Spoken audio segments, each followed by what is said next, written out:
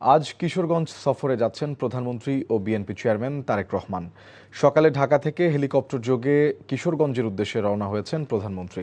দিনব্যাপী এই সফরে জেলা সদর, পাকুন্দিয়া ও কটিয়াদি উপজেলায় 5টি ভিন্ন ভিন্ন কর্মসূচিতে অংশ নেবেন তিনি।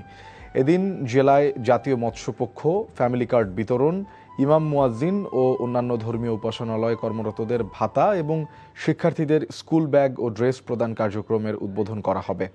পাকুন্দিয়া উপজেলার মির্জাপুর চেয়ারম্যানবাড়ি ঘাট এলাকায় ব্রহ্মপুত্র নদে মাছের পোনা অবমুক্ত, মৎস্য খামারিদের মাঝে মাছের পোনা বিতরণ ও শুভেচ্ছা বিনিময় করবেন প্রধানমন্ত্রী।